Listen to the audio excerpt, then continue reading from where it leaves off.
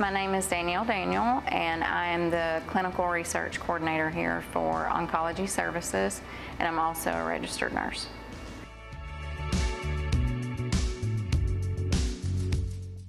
It was important for me to get vaccinated because, first of all, I am a high-risk patient. So even though I look healthy and I'm young, I'm on chemotherapy and immune therapy, so that puts me in a high-risk state. So receiving the vaccine was much better than the possibility of getting coronavirus and what could happen if I did get coronavirus.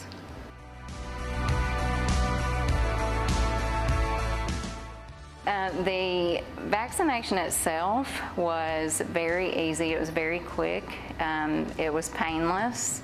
The first dose, I had some arm soreness for about 12 hours. That was no different than tetanus or pneumonia vaccine. The next day, I did not feel great, but I didn't feel bad, and I didn't have energy, but I wasn't tired either. So the only way I can explain it is I kind of felt kind of blah the next day, and after that I was fine.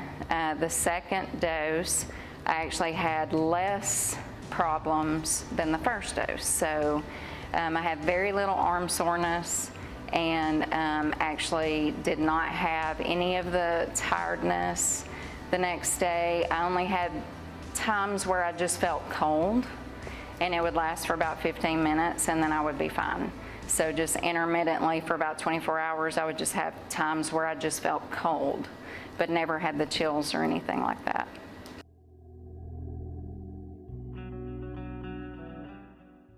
I did a lot of research before getting the vaccine, and even though this vaccine was produced very quickly, the science behind the vaccine has been being developed for close to 2 decades. So even though it seems like it was very fast and quick, it's actually been in development for a long time. So it was easy to tweak what we already had and make it specific to COVID-19 with existing science that we already had. So I was very comfortable looking at that and then looking at the safety data that had already come out with the clinical trial participants that had participated before it was released.